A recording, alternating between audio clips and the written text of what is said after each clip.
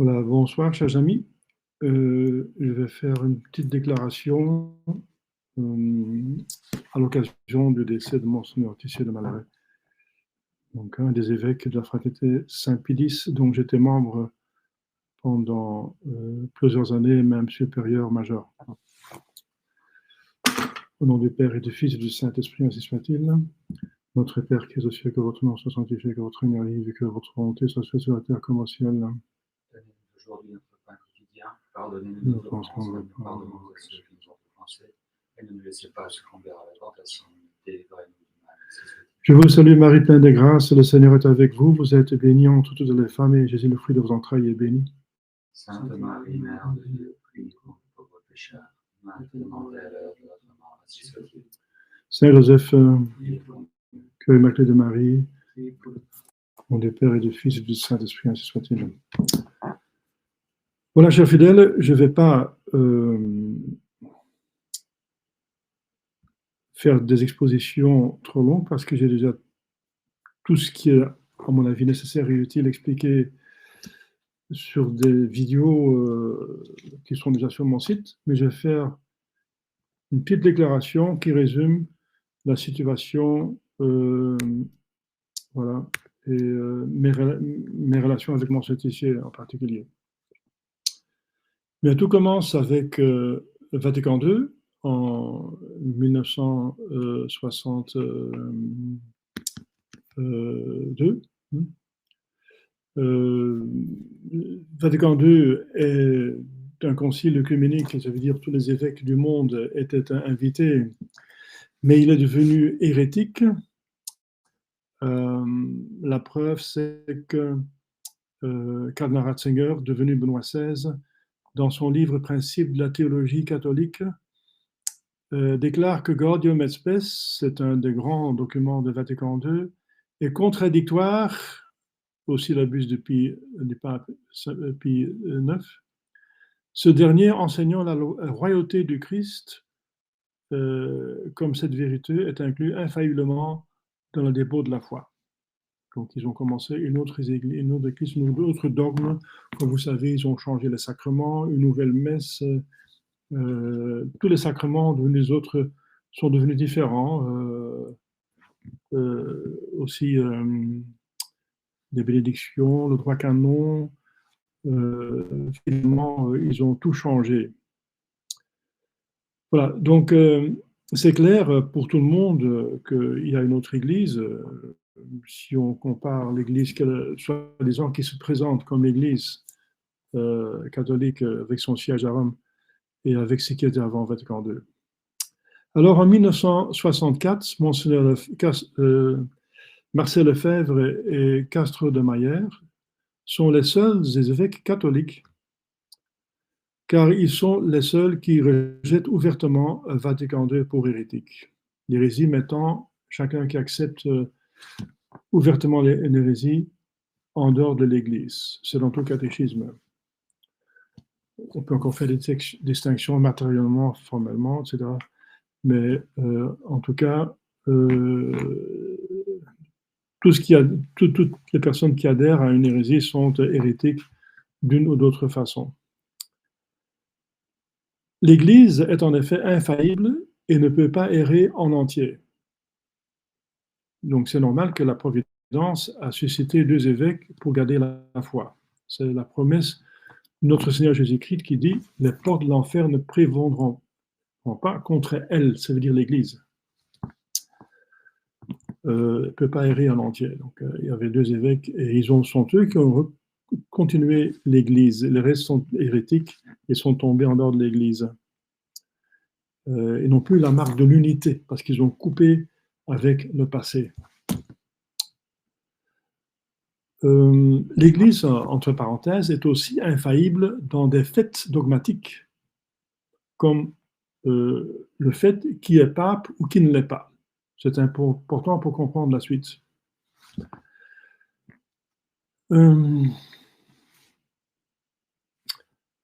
À la mort de Paul VI en 1978, Paul VI, qui était pape, vrai pape, reconnu par toute l'Église en 1963. Et comme je viens de dire, l'Église ne peut pas se tromper. Donc, si quelqu'un est accepté par toute l'Église, même Monseigneur Castelmayer et Lefebvre inclus, et avant le concile et après les conciles par eux, et il est forcément pape, parce que l'Église ne peut pas se tromper, est infaillible sur des faits dogmatiques. Il est donc pape, mais il est tombé dans l'hérésie en 1964 par le document Lumen Gentium, dont j'ai parlé là. Et il ne s'est jamais rétracté des hérésies de Vatican II, parce qu'après Lumen Gentium, en 1965, à la clôture de 7 décembre, il y avait encore beaucoup plus d'hérésies qui étaient donc publiées et déclarées. Par exemple, Nostra Aetate, Dignitatis Humanae, etc. Donc, Monseigneur Lefebvre, comme étant avec la vraie Église, avec Monseigneur Castelmayer, aurait dû le déclarer ouvertement antipape. Ça veut dire qu'il n'a plus l'occasion de se rétracter, il est mort.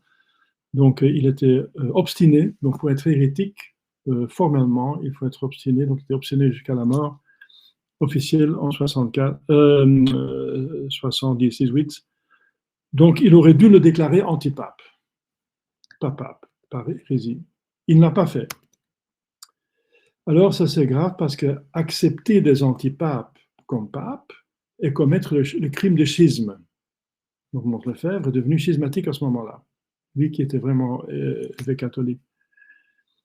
En privé, par exemple à l'abbé Guépin et M. François Cronon de Bruxelles, Monseigneur Lefebvre a déclaré que, bien sûr, Paul VI n'est pas pape, car il est hérétique, mais je n'en parlerai pas en public pour ne pas perdre des fidèles et des prêtres qui n'accepteraient pas cette vérité. Voilà. Monseigneur Lefebvre est donc devenu ouvertement schismatique et il est mort ainsi, officiellement. Officieusement, il y a encore autre chose. Il est probablement martyr. En effet, le curé Épinay de Ried m'a dit que Monseigneur Lefebvre l'avait demandé de le sortir de l'hôpital en 1991, car ils sont en train de me tuer. Citation. Le curé Épinay est venu le jour après avec 2 valaisans forts, fidèles, pour enlever Monseigneur de l'hôpital, mais Monseigneur Lefebvre a dit « c'est trop tard, laissez-moi mourir ». Et il est décédé. Monseigneur Lefebvre avait fait un testament dans lequel, c'est aussi le curé Épinay qui me disait, dans lequel il a déclaré enfin le siège de Rome vacant. Ça veut dire qu'il n'a pas de pape, que c'est un antipape. Mais ce document n'a jamais été publié par la Fraternité Stabilis. Donc probablement, Monseigneur Lefebvre est mort, martyr, tué pour la foi. Tué pour la foi. Donc ici, il est en train de tuer. Voilà. Alors, un franc-maçon anglais, que je connais personnellement, Monsieur B.H., je ne vais pas dire son nom, converti, je l'ai baptisé moi-même, m'a avoué que la fraternité Saint-Pédis est devenue trop importante pour ne pas être infiltrée. Voilà. La fraternité Saint-Pédis continue l'œuvre de Monseigneur Lefebvre, mais ils sont schismatiques à partir de 1978. La fraternité a commencé en 1970, le 1er novembre. Monseigneur Tissier de Madré maintenant, qui est un des 4 évêques de la fraternité Saint-Pédis, quoique Monseigneur Williamson avait déjà quitté la fraternité, donc il y en avait 3, m'a avoué donc en 2015, en mois de juillet, personnellement, à Kievrin, où j'étais aumônier de Carmel, que Paul VI et les papes suivants sont hérétiques, étaient hérétiques et sont hérétiques, donc ils ont perdu ipso facto leur papauté. Ça c'est vrai.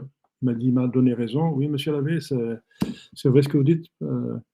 Je dis, je peux vous montrer dans le DTC, etc., dans les livres. Non, a dit Monseigneur Tesselman, j'ai mes livres, je sais ça, c'est vrai. Donc, ils sont des hérétiques. Les hérétiques ne peuvent pas être papes. Les papes qui deviennent hérétiques perdent leur papauté. Mais, disait Mons Laetitia de Malaret, ils n'en parleraient pas publiquement par peur de perdre trop de fidèles et de prêtres qui n'accepteraient pas cette vérité. Donc, même attitude que Monseigneur Lefebvre. Alors, la Fraternité Saint-Pédis, après la mort de Monseigneur Lefebvre, a fait 4 accords avec Rome hérétique sur la confession, sur le mariage, sur les ordres et sur les tribunaux. Comme je viens de dire au début, vous pouvez tout approfondir, tout ce que j'ai dit, toutes les vérités que j'ai dites, toutes les affirmations que j'ai dites, vous pouvez les écouter en extenso, expliquer dans mes autres vidéos. Je donne juste un résumé. Monseigneur Lefebvre, lui, n'a jamais voulu faire des accords avec Rome parce qu'il disait ils sont plus catholiques, c'est pas possible, on va attendre qu'ils se convertissent, on va prier pour leur conversion. Il a retiré après un jour l'accord qu'il avait essayé de faire en 1888 avant les sacres, qu'il avait fait après sans l'accord de Rome, enfin avec un accord confus en général, mais pas particulier. Donc il a été même excommunié pour les sacres qu'il a fait après 1988. Mais il n'a jamais voulu faire des accords avec Rome à cause de l'hérésie. Donc la fraternité Saint-Pédis après la mort est allée plus loin. Alors faire des accords avec des hérétiques, ça encourt le crime de sémi-hérésie. Voir le formulaire du saint pape Hormisdas. Et c'est la raison pourquoi Monseigneur Williamson a quitté la fraternité Saint-Pédis, à cause des accords avec Rome. Sur ce point-là, il a raison. Donc la fraternité Saint-Pédis, qui est devenue déjà schismatique en 1968, à cause de l'acceptation de l'antipape comme pape, et même tous ses successeurs antipapes acceptés comme pape, donc multiples schismatiques, est devenue semi-hérétique en faisant un désaccord avec des hérétiques qui sont devenus même apostats avec François. C'est pire. François a vénéré publiquement, sinon adoré, une idole, Pachamama, dans la basilique Saint-Pierre. Tout le monde le sait, c'est un fait public. Donc, vénérer, adorer une idole, c'est de l'apostasie. Donc, ce ne sont pas seulement des hérétiques, c'est pire, ce sont maintenant des apostats. Le soi-disant pape, Bergoglio, est apostat, donc c'est pire. Donc, il y a toujours des accords avec, pas les hérétiques, mais les apostats. Donc, alors, la fraternité Saint-Pédis m'a mis dehors dans cette même année 2015, parce que moi, je ne voulais pas accepter, donc me taire sur des vérités essentielles, parce que c'est essentiel pour l'Église de savoir qui est pape, qui n'est pas pape. Elle est infaillible dans cette matière, qui sont des faits dogmatiques. Je ne voulais pas me taire là-dessus. Et à cause de cela, les supérieurs de la fraternité Saint-Pédis m'ont mis dehors